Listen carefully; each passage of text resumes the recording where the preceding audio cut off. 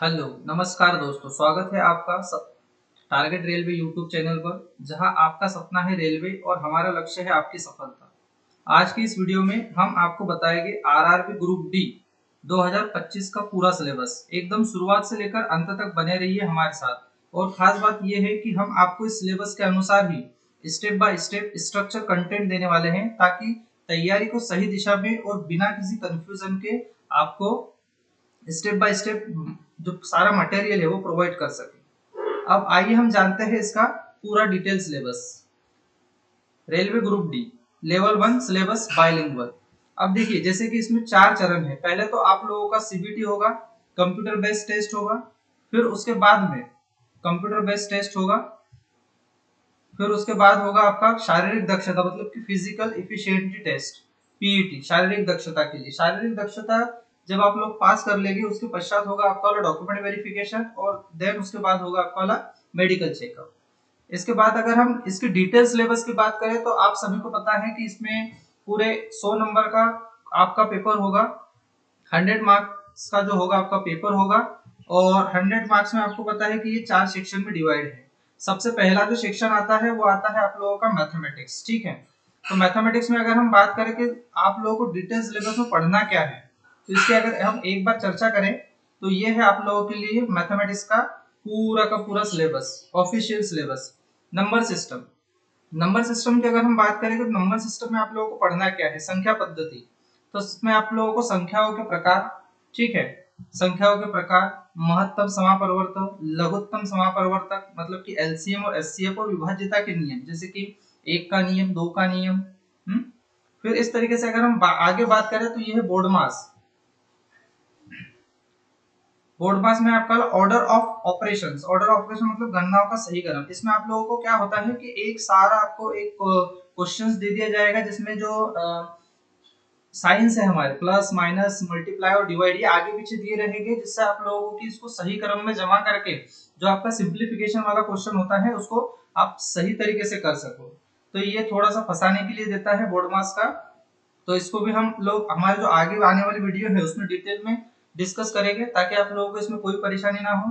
फिर आते हैं डेसिमल एंड फ्रैक्शन। डेसिमल और फ्रैक्शन में क्या होता है, ऐसे छोटे छोटे से क्वेश्चंस आएंगे, जिसमें आप लोगों को point two decimal and decimal two point, जो आपको दशमलव रूप में लिखा होगा और भिन्न के रूप में दिया होगा, तो भिन्न से आपको दशमलव में चेंज करना होगा, और दशमलव से आपको भिन्नों के रूप में चेंज करना होगा। इस तरीके से क्वेश्चन यहाँ से पूछे जाएंगे।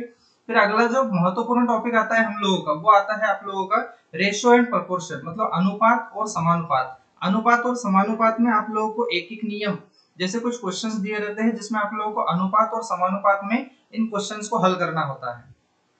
अगर आगे की बात करें हम, तो परसेंटेज है।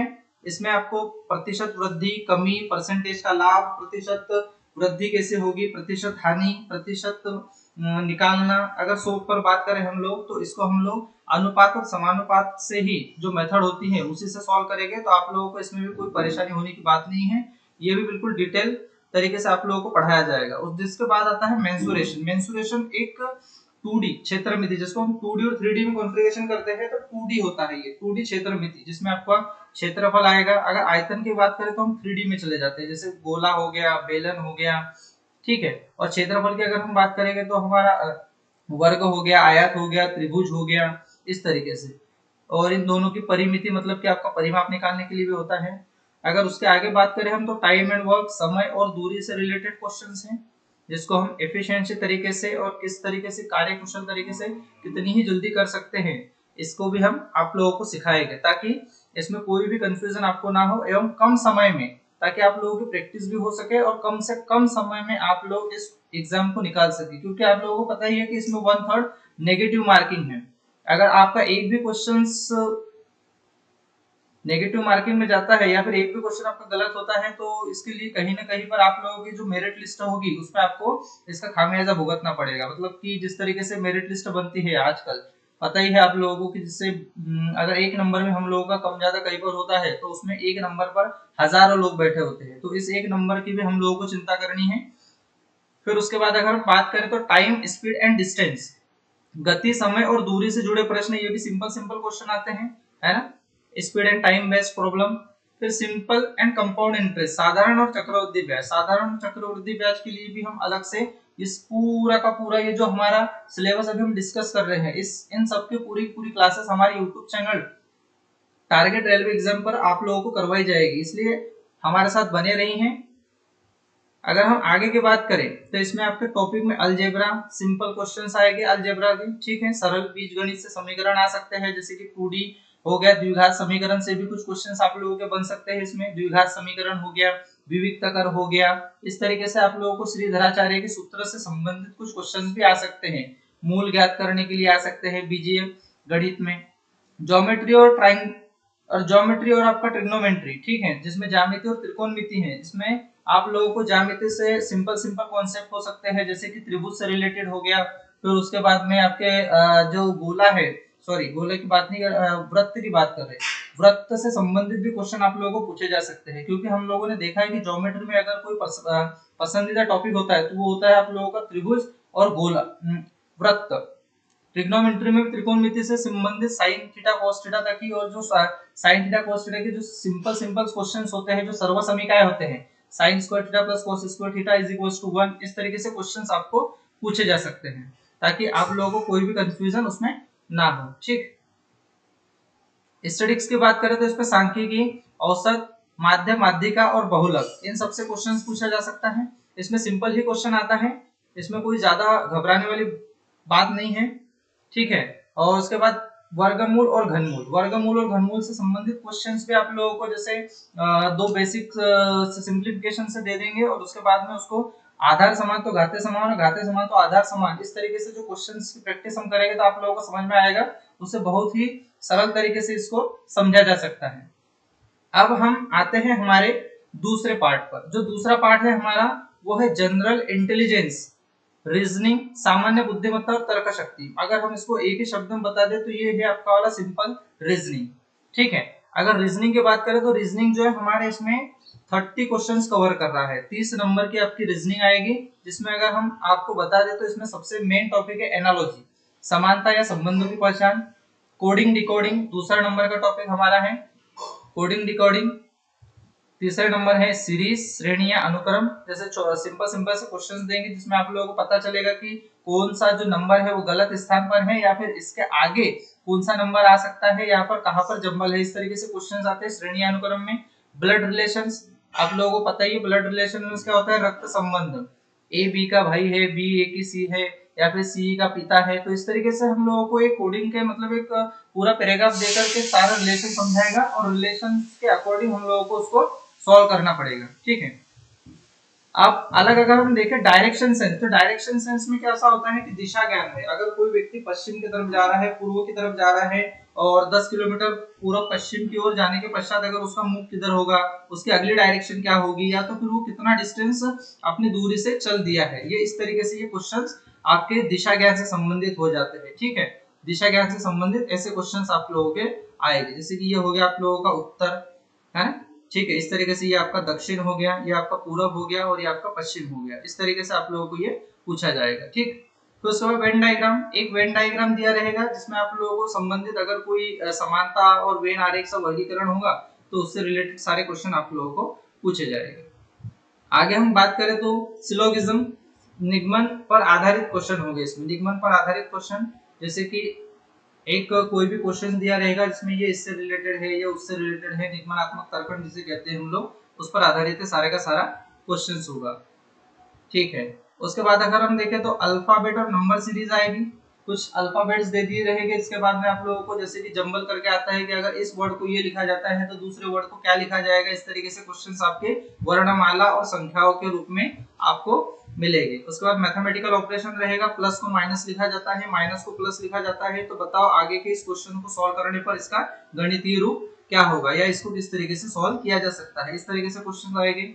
मिरर और वाटर इमेज से रिलेटेड होता है कि अगर किसी जो आपका कोई भी एक शब्द दिया रहेगा तो उस शब्द से आपको पता है, वो पूछेंगे कि ये जो शब्द है या ये जो वर्ड है इसका जल में प्रतिबिंब किस तरीके से बनता है, दर्पण में इसका प्रतिबिंब किस तरीके से बनता है, इस तरीके से क्वेश्चंस आप लोगों को इससे पूछे जा सकते हैं। पजल से, पजल्स की अगर बात करें तो पहेलियां और बैठने की व्यवस्था, इसमें बैठक व्यवस्था संबंधित क्वेश्चंस आप लोगों के इसमें बहुत ज्यादा देखे जाते हैं। तो इस पर भी हम पूरी पकड़ बनाएंगे। आंकड़ों की पर्याप्तता, आपको कुछ आंकड़े दे दिए जाएंगे डाटा सफिशिएंसी के लिए और उससे पूछा जाएगा कि आप लोगों को किस तरीके से इसको जैसे कि अगर हम एक बात करें कुछ सिंपल सा क्वेश्चन दे दे, जैसे आपको बार ग्राफ हो गया, पिक्टोग्राफ हो गया, इस तरीके से आयत चित्र हो जाता है। आयत चित्र के बाद में आपका वाला ये सारे चित्र हो गए। तो इसमें आप लोगों को बताया जाएगा कि जैसे ये कोई भी डेटा दे दिया, जैसे 2017, 18, 19, 20, 21, 22, 23, 24 या फिर 25 का, इस तरीके से डेटा देने के बाद आप लोगों को किन्हीं भी दो, जैसे किन्हीं भी दो वर्षों के बीच में अंतर, किन्हीं भी दो वर्षों के बीच में जोड़, इस तरीके से क्वेश्चन आएंगे आप लोगों को। ठीक है, और कथन और निष्कर्ष का एक या दो क्वेश्चन तो बिल्कुल आप लोगों को देखने को मिलता है, जिसमें आप लोगों को सबसे पहले एक कथन दे दिया जाएगा और एक निष्कर्ष दे दिया जाएगा।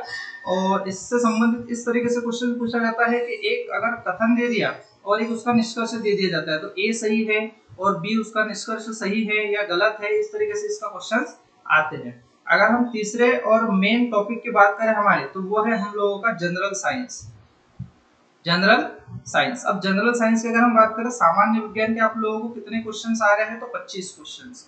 25 क्वेश्चन, मतलब ये भी कहीं ना कहीं हमारे सिलेक्शन में सबसे बड़ी जिम्मेदारी को भी निभाएगा। 25 क्वेश्चन पे अगर हम बात करें कि जनरल साइंस हमको कहां से कवर करना है, तो जनरल साइंस के लिए मैं आप लोगों को सजेस्ट करूंगा एनसीईआरटी की जो 8वीं और 10वीं की किताबें हैं। अगर एनसीईआरटी की 8वीं, 9वीं, 10वीं और अगर आप लोगों का थोड़ा सा स्तर बढ़ाना चाहते हैं, तो आप लोग 8वीं, 9वीं, 10वीं, 11वीं एवं 12वीं की जो फिजिक्स केमिस्ट्री होती है बायो के साथ साथ, वो भी आप लोग पढ़ सकते हैं, ताकि सारे कॉन्सेप्ट क्लियर हो और अधिक सिलेबस जो आपका एग्जाम का जो लेवल है थोड़ा सा बढ़ा हुआ भी मिलता है आप लोगों को पेपर में, तो आप लोगों को किसी भी तरीके की दिक्कत का कोई सामना ना करना पड़े। तो मेरा सजेशन यही रहेगा कि आप 8वीं, 10वीं के साथ साथ 11वीं और 12वीं, मतलब 8वीं, 9वीं, 10वीं और 11वीं और 12वीं, ये पूरे के पूरे आप लोग एनसीईआरटी तैयार करें। अगर मानो तो ये 6 से लेकर 12 भी हो सकती है, लेकिन अगर कोई तैयार करना चाहे, जैसे हमारे इस चैनल पर आप लोगों को 6वीं से लेकर के 12वीं तक की पूरी एनसीईआरटी कवर करवाई जाएगी, जिसमें एक एक line to line, topic to topic आप लोगों को पढ़ाया जाएगा, जिसमें आप लोगों के सारे बिल्कुल एक लाइन टू लाइन, जैसे हम कहते हैं कि इस लाइन से क्वेश्चंस बन गया। आजकल एग्जामिनर का कहना ये है कि जैसे हम रटे रटाए पढ़ रहे हैं और कॉन्सेप्चुअल क्वेश्चंस आ रहे हैं, तो कॉन्सेप्चुअल क्वेश्चंस के लिए अगर हम बात करें, तो आप लोगों का सबसे पहला होता है थ्योरी का जो पार्ट होता है, थ्योरी का पार्ट आपका क्लियर होना चाहिए। यदि आपका थ्योरी का पार्ट क्लियर नहीं है, तो आप लोग ये इस तरीके से जो कॉन्सेप्चुअल क्वेश्चन अभी एग्जाम में पूछे जा रहे हैं, जो ट्रेंडिंग हो रही है, जैसे आप लोग कोई भी एग्जाम ले लो और इसमें अगर हम देखेंगे, तो आप लोगों को इस तरीके से क्वेश्चंस जो आ रहे हैं वो सारे के सारे आपको कॉन्सेप्चुअल आ रहे हैं। मतलब आपको इस तरीके से नहीं दे दिया कि गति के नियम किसने दिए या बल कैसे कार्य करता है, बल का सूत्र F = ma है, या ध्वनि अनुदैर्ध्य तरंगे हैं, यांत्रिक तरंगे हैं, अनुप्रस्थ तरंगे, ऐसा कुछ नहीं आता है। अब आपको एक पूरा का पूरा पैराग्राफ दे देगा, पैराग्राफ देने के बाद में पूछेगा कि यहाँ पर कौन सा नियम लग रहा है, बल घटेगा, बल ज्यादा होगा, ध्वनि की कौन से तरंगे इसमें व्यवस्था कर रही है, इसकी चाल कितनी हो सकती है। तो इन सब के लिए आपकी थ्योरी जो होगी, वो थ्योरी आपकी पूरी की पूरी कंप्लीट होनी चाहिए। तो हमारे चैनल पर टारगेट रेलवे एग्जाम पर बने रही है, आप लोगों को 6वीं से लेकर के 12वीं तक का जो पूरा का पूरा डिटेल एनसीईआरटी है वो यहाँ पर कवर करवाई जाएगी। ठीक है, और केमिस्ट्री में आपके अम्ल क्षार धातु रासायनिक अभिक्रिया, इसमें ज्यादा मतलब इतना बेसिक आता है कि रासायनिक अभिक्रिया के लिए अम्ल क्षार कौन सा हो सकता है, प्रबल क्षार कौन सा है, दुर्बल क्षार कौन सा है, या फिर अम्ल क्षार परमाणु मिलाने से कौन सी अभिक्रिया होती है, इस तरीके से। अगर बायोलॉजी की बात करें हम, तो इसमें आपकी शरीर रचना, पोषण, प्रजनन और रोग से संबंधित रोग में आपके सारे रोग आ सकते हैं, है ना, जीवाणु द्वारा होने वाले रोग, प्रोटोजोआ से होने वाले रोग, फिर उसके जल जनित होने वाले रोग, वायु प्रदूषण से होने वाले रोग। तो ये रोगों के लिए हम अलग से प्लेलिस्ट बना देंगे और इसके सारे के सारा जो एक ही वीडियो में सारे रोग को कवर करवा देंगे, जिससे कि कहीं पर भी कोई परेशानी ना हो। जल जनित रोग हो गए, प्रोटोजोआ हो गए, मलेरिया, ये फिर जीवाणु हो गया, प्रोटोजोआ, सारे के सारे रोग एक ही क्लास में आएंगे। अगर हम चौथे और मेन सेक्शन की बात करें, सबसे अहम रोल जो निभाएगा आप लोगों के इसमें, वो होगा सामान्य जागरूकता और करंट अफेयर्स। इसके आप लोगों को कितने क्वेश्चंस आने वाले हैं, 20 क्वेश्चंस आने वाले हैं। अब अगर हम मैं बात करूं सामान्य जागरूकता और करंट अफेयर्स की, तो आप लोगों को पता होगा कि जो करंट अफेयर्स हमारे एग्जाम में आने वाला है, वो कहां से कहां तक आ सकता है। जैसे कि करंट अफेयर्स की अगर मैं बात करूं, तो वो होता है आपका अगले मतलब जो पिछले 6 महीने से लेकर के 12 महीनों की जो घटनाएं होगी। अगर आज मैं मान के चलो ये मैं मई में जो क्या तो वीडियो शूट कर रहा हूँ, अगर आज से लगभग 2 से 3 महीने के बाद आपकी एग्जाम मानो पक्की है, अगर आपकी एग्जाम मान के चलो जुलाई में पक्की है, तो जैसे मैं अगर मैं बात करूं जुलाई से, ठीक है, तो जुलाई से लेकर के अगर आप पिछले जुलाई से लेकर के इस जुलाई तक, या फिर पिछले मई से लेकर के इस मई तक की आपको सारा का सारा करंट अफेयर्स आपको पढ़ना पड़ेगा। तो हमारी ये जो क्लासेस है यहाँ पर आपको करंट अफेयर्स भी प्रोवाइड की, यहाँ पर सारी करंट अफेयर्स की भी क्लासेस प्रोवाइड की जाएगी, जिससे आप लोगों को कोई परेशानी ना हो। इंडियन हिस्ट्री है, प्राचीन से आधुनिक भारत का इतिहास, ठीक है, इसमें जो आपका सिलेबस होता है बहुत ज्यादा बड़ा होता है और जो नंबर होते हैं वो बहुत ही कम है। तो मेरा सजेशन यही रहेगा कि यहाँ से जो है जहाँ तक आपको टू द पॉइंट वाले क्वेश्चंस पढ़ना है, यहाँ से कॉन्सेप्चुअल क्वेश्चंस नहीं बनते हैं, यहाँ से बनते हैं टू द पॉइंट, मतलब कि जैसे वन लाइनर हो गया, ज्योग्राफी में कौन कहाँ पर स्थित है या फिर किस तरीके से है, इस तरीके से क्वेश्चंस यहाँ पर बन रहे हैं। इंडियन पॉलिटी है, संविधान, शासन तथा मौलिक अधिकार, इकोनॉमिक्स से बजट है, बैंकिंग, आर्थिक और शब्दावली, और स्पोर्ट्स से जैसे कि खेल से जुड़े प्रश्न, खेल से जुड़े प्रश्न जैसे मतलब ये सारे जितने टॉपिक दिए हुए हैं यहाँ से एक एक दो तीन तीन नंबर का आपका वेटेज रहेगा। लेकिन जो करंट अफेयर रहेगा, करंट अफेयर में आपको मान के चलिए कि 10 से 12 क्वेश्चंस आपको देखने को मिलेंगे करंट अफेयर से, और 10 से 12 क्वेश्चंस के बाद जितने भी आपके बचे 8-10 क्वेश्चन रहेंगे वो आपको इन सारे टॉपिक से देखने को मिलेंगे। ठीक है, अवार्ड हो गया, अंतरराष्ट्रीय अवार्ड और राष्ट्रीय अवार्ड, यहाँ से एक क्वेश्चन, प्रसिद्ध पुस्तक और लेखक, इस तरीके से। तो इस तरीके से आप लोगों को ये पूरा डिटेल सिलेबस हम लोग तैयार करवाएंगे हमारे इसी चैनल पर, टारगेट रेलवे एग्जाम। अब महत्वपूर्ण डेज, इंपॉर्टेंट डेज में आप लोगों का एक क्वेश्चन तो मान के चलिए पूरा का पूरा कंफर्म है, जिसमें आप लोगों को 1 जनवरी से लेकर के 31 दिसंबर तक जो भी राष्ट्रीय दिवस एवं अंतरराष्ट्रीय दिवस होते हैं वो सारे के सारे यहाँ पर करवाए जाएंगे, जिससे अगर एक भी आपका नंबर बिल्कुल भी ना छूटे। अब अगर मैं बात कर लूं आपका, जैसे ही आपका सीबीटी हो जाता है तो सीबीटी के बाद में आता है आपका शारीरिक दक्षता परीक्षा, मतलब फिजिकल होगा आपका। अगर हम मेल कैंडिडेट पुरुष उम्मीदवार की बात करें तो उनको सर्वप्रथम क्या करना पड़ेगा, तो उनके लिए है जैसे जैसे हम लोग सीबीटी पास कर लेते हैं तो कुछ ही दिनों के बाद आप लोगों के लिए कल फिजिकल्स के लिए बुलाया जाएगा। तो इसमें आप लोगों को जो मेल कैंडिडेट होंगे उनको 35 किलो वजन 100 मीटर तक 2 मिनट में उठाकर लेकर जाना है बिना रुके। ये टास्क रहेगा आप लोगों के लिए, ये सिंपल सा टास्क है। जिन लोगों ने, मेरा वादा है, जिन लोगों ने सीबीटी मतलब जो कंप्यूटर बेस्ड टेस्ट है अगर उसको पास कर लिया आप लोगों ने तो ये तो बहुत ही सिंपल से तरीके हैं, यहाँ पर आप लोगों को कोई भी परेशानी नहीं होगी। और दूसरा जो है आप लोगों का 1000 मीटर दौड़ होगी 4 मिनट 15 सेकंड में आप लोगों को इसको पार करना है। ये मेल कैंडिडेट के लिए है। अगर मैं फीमेल कैंडिडेट्स की बात करूं तो फीमेल कैंडिडेट्स के लिए 20 किलो वजन है और 100 मीटर तक 2 मिनट में उठा करके लेके जाना है बिना रुके। ठीक है, और जैसे ये हो जाएगा तो दूसरे नंबर पर है, इनकी भी सेम है, 100 मीटर की दौड़ है, लेकिन फीमेल कैंडिडेट्स को 5 मिनट 40 सेकंड में इसको पूरा करना है। तो फीमेल कैंडिडेट्स को आप मान के चलिए 1 मिनट से ऊपर का समय जो है ज्यादा दिया गया है, तो इनमें मतलब ऐसी कोई दिक्कत परेशानी की बात नहीं होगी कि आप लोग 5 मिनट या 4 मिनट में 1000 मीटर की जो दौड़ है मतलब 1 किलोमीटर की जो दौड़ है वो पूरी नहीं कर सकते।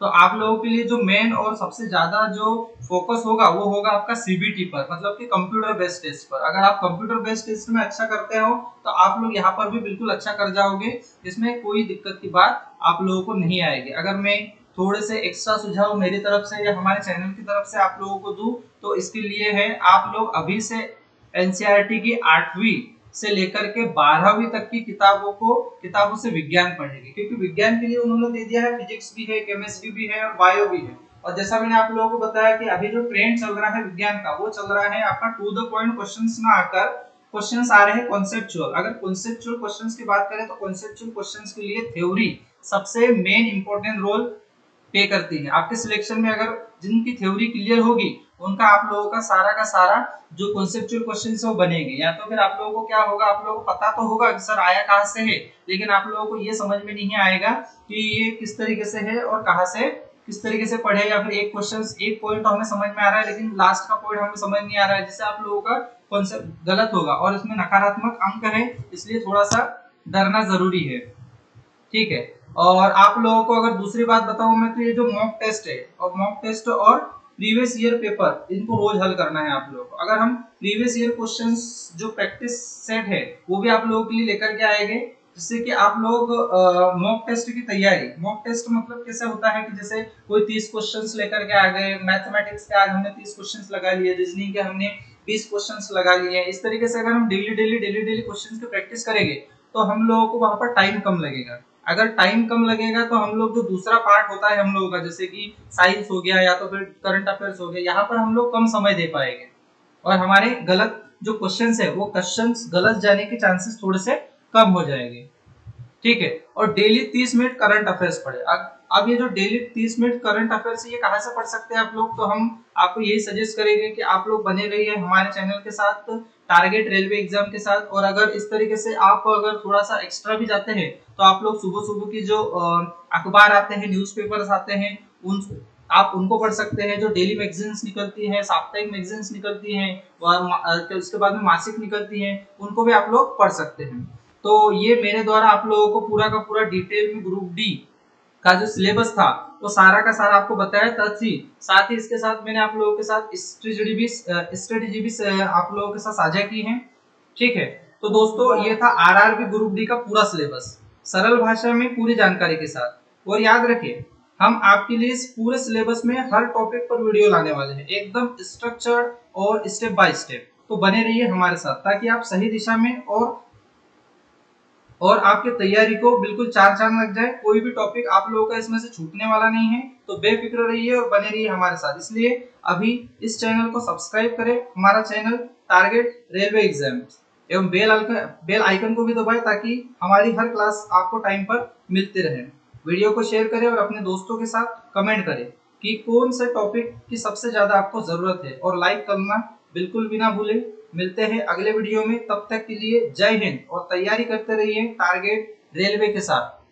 धन्यवाद। और हाँ, यदि आप लोगों को इससे रिलेटेड जो एग्जाम मटेरियल है और स्टडी मटेरियल है और ये जो पीडीएफ है आप लोगों को हमारे Telegram channel target railway exam पर प्रोवाइड की जाएगी। तो जो target railway exam Telegram channel है इसकी लिंक मैं आप लोगों को डिस्क्रिप्शन में दे दूंगा। आप लोग वहां से जाकर के सारी पीडीएफ और स्टडी मटेरियल डाउनलोड कर सकते हैं। धन्यवाद।